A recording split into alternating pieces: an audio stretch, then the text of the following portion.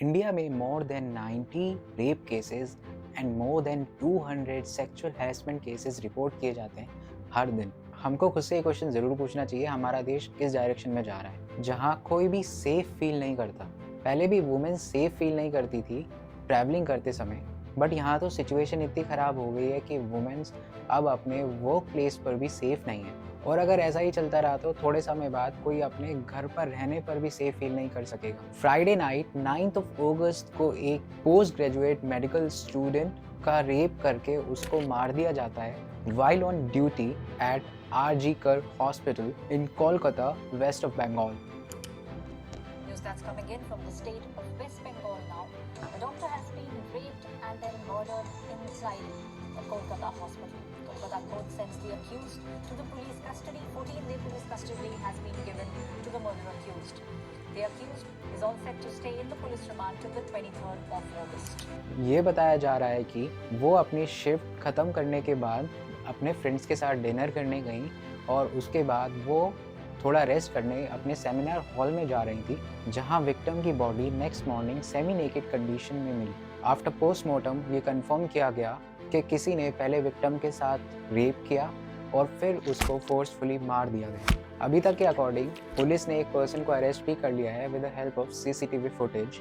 But मेरा question ये है कि वो मेडिकल स्टूडेंट अपने ही हॉस्पिटल में सेफ नहीं थी कि किसी स्ट्रेंजर ने उसके हॉस्पिटल में आके उसका रेप करके उसको मार भी दिया और किसी को पता ही नहीं चला। इस हादसे के बाद कई सारे पॉलिटिशियंस ने इस चीज़ पर बात करी एंड आरजी कर मेडिकल कॉलेज स्टूडेंट्स ने भी वहाँ की गवर्नमेंट को क्रिटिसाइज़ करा। बट मैनेजमेंट ने स्टूडेंट से रिक्वेस्ट करी कि इस केस को पॉलिटिक्स से ना जोड़ा जाए, वो ही better. Now let's see what Mamata Banerjee said about all these developing situations in West Bengal. Check this out. এছাড়া পুলিশ যত তাড়াতাড়ি সম্ভব দোষীদের গ্রেপ্তার করবে আর রবিবার পর্যন্ত যদি তারা কোনো প্রকার অন্যায় না করে অন্তত আছে তাহলে এই কেসটা আমরা আমাদের আমরা সিকিউর कई जगह इस ट्रेजेडी के बाद प्रोटेस्ट भी देखने को मिली, स्पेशली इन दिल्ली एनसीआर, जहां डॉक्टर्स एंड मेडिकल स्टूडेंट्स ने कुछ डिमांड्स रखी गवर्नमेंट के सामने, जैसे कि With what demand are you sitting? Our first demand is that we likely to bring a focus of people on this situation. This case is not less than a Nirbhaya case that we had in Delhi. So I want to everyone, society and governments focus on this case. And along with this, we want a focus on the crime which are occurring against the doctors. We don't feel secure in our hospital campus. There are almost 4 to 5 incidences of FIR launched against the doctors. There are incidents of gunshot. अब इस situation में कुछ लोगों की thinking बहुत ही narrow minded होती है और लोग सोचते हैं कि ऐसे रेप केसेस या फिर सेक्सुअल हैरेसमेंट केसेस में कुछ गलती लड़कियों की भी होती है कि वो लड़कियां और टाइमिंग्स में बाहर क्यों घूमती हैं, या फिर लड़कियों ने ही प्रोवोक करा होगा कि कोई उनका आके रेप करे। तन ढक के रखेंगे तो बलात्कार क्यों होगा? नहीं होगा। जब तन इनका खुला रहेगा तो बलात्कार ही होना है। हर किसी का मूड खराब होगा। अंग प्रदर्शन होएगा तो भैया अच्छे अच्छे का दिल मचल जाता है। इतनी बड़ी बड़ी कच्ची पहन के घूमती है। बट अगर हम ये मेंटेलिटी इस केस में देखें तो हम इस केस को ऐसे भी डिफेंड नहीं कर सकते। तो ऐसे लोगों के लिए मैं एक सजेशन ज़रूर देना चाहूँगा, कंट्रीज़ में जितने रेप होते हैं कहीं ना कहीं आप भी उस चीज़ के रिस्पॉन्सिबल हैं, बिकॉज जब तक आप ही अपनी आइडियोलॉजी चेंज नहीं करेंगे तब तक इस देश का कुछ नहीं हो सकता। और अगर बात करें तो इस केस की, इस केस में ये लोग ये सारे एलिगेशंस भी नहीं लगा सकते और ना ही इस केस को डिफेंड कर सकते, क्योंकि ये सोचने वाली बात है कि ये केस कहीं किसी रोड पे नहीं हुआ, कहीं किसी अंधेरी या साइलेंट जगह पे नहीं हुआ। वो लड़की किसी को प्रोवोक नहीं कर रही थी, ना ही वो लड़की रात को पार्टी करने गई थी या वो रात को अकेले कहीं घूम रही थी। फिर आप ही बताइए क्या गलती थी उसकी? यही कि she was working at the medical hospital and providing care and medical treatment to the patient. क्या बस यही गलती थी? ये क्वेश्चन हमको खुद से पूछना चाहिए हॉस्पिटल के मैनेजमेंट से, हॉस्पिटल के सिक्योरिटी से, गवर्नमेंट से एंड हमारी सोसाइटी से कि what was her fault? Did she deserve that painful experience before death? I don't think so. But ये पहला और आखिरी केस नहीं होगा अगेंस्ट डॉक्टर्स अगर हमने और हमारी गवर्नमेंट ने कुछ इश्यूज एड्रेस ही नहीं करे। So let's discuss some problems which leads to attack on doctors specially in India.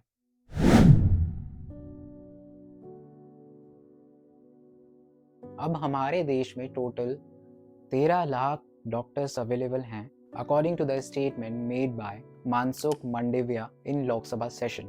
उन्होंने आगे ये भी बताया कि हमारे कंट्री की पॉपुलेशन रेशियो 1/834 पीपल है। अब let me simplify it for you. ये डॉक्टर पॉपुलेशन रेशियो होता क्या है? सो इसको समझ लेते हैं पहले। इसको हम इस तरह से समझ सकते हैं कि हमारे कंट्री में एक डॉक्टर अप्रॉक्सीमेटली 850 लोगों के लिए अवेलेबल है and according to WHO standard the minimum requirement is 1 doctor पर 1000 पीपल इन द कंट्री। अब इसका ये मतलब नहीं है कि इंडिया में बहुत सारे डॉक्टर्स हैं और अब हमें ज़्यादा डॉक्टर्स की ज़रूरत नहीं है, क्योंकि इंडिया में डॉक्टर्स की अभी भी काफ़ी शॉर्टेज है। हमारा हेल्थ केयर सिस्टम अभी भी बेयर मिनिमम डॉक्टर्स पर सस्टेन कर रहा है और ये हम एग्जाम्पल से समझ सकते हैं, जैसे कि countries like Austria, Germany, Norway. इन कंट्रीज़ में 4 से 5 डॉक्टर्स पर 1000 पीपल के लिए होते हैं और कई कंट्रीज़ में तो इससे भी ज़्यादा डॉक्टर्स अवेलेबल होते हैं पर 1000 लोगों के लिए। अब आप खुद सोच के देखिए हमारे इंडिया को अभी कितना और डेवलप करने की ज़रूरत है। According to the research conducted by पारो शंबीश in Indian heart journal, India में अभी भी हमारा हेल्थ केयर सिस्टम ओवरबर्डन है, जिसकी वजह से ट्रीटमेंट क्वालिटी में तो फ़र्क आता ही है, क्योंकि इतने शॉर्ट टाइम में डॉक्टर्स को इतने सारे लोगों को देखना पड़ता है और हाल इतना बुरा है कि डॉक्टर्स की फिर कोई वर्क लाइफ बैलेंस ही नहीं बचता। But still they are doing there job, that's why this profession is known as the most noble profession. But इस इशू की वजह से कई सारे पेशेंट्स को टाइमली ट्रीटमेंट भी नहीं मिल पाता, जिसकी वजह से कई बार कई सारे पेशेंट्स और उनके रिलेटिव्स में एंगर एंड फ्रस्ट्रेशन देखा गया है। और अगर बात हम अपने गवर्नमेंट हॉस्पिटल्स की करें तो वो वेलफेयर स्कीम फॉलो करते हैं, जहां पुअर पीपल को सब्सिडाइज रेट में ट्रीटमेंट अवेलेबल किया जाता है। अब ऐसी सिचुएशन में उन हॉस्पिटल्स में बहुत सारे लोग आते हैं जहाँ की सिक्योरिटी कॉम्प्रोमाइज़ होने के चांसेस बहुत बढ़ जाते हैं। और इन गवर्नमेंट हॉस्पिटल्स में कई बार ये भी देखा गया है कि किसी पेशेंट को टाइम पर ट्रीटमेंट नहीं मिला, या फिर किसी को ज़्यादा वेट करना पड़ गया, या फिर किसी डॉक्टर ने अपने पेशेंट को कुछ टेस्ट करने को बोले जिसके लिए उन्हें एक्स्ट्रा चार्ज करना पड़ेगा, जो कि उनके लिए काफ़ी शॉकिंग न्यूज़ होती है, जिस वजह से ज़्यादा उन लोगों में फ्रस्ट्रेशन एंड एंगर देखा जाता है। और इसी फ्रस्ट्रेशन एंड एंगर की वजह से वो कई बार अपने फिजिशियंस पर अटैक कर देते हैं, क्योंकि इन लोगों के पास ना तो पैसे होते ज़्यादा और ना ही कोई हेल्थ इंश्योरेंस।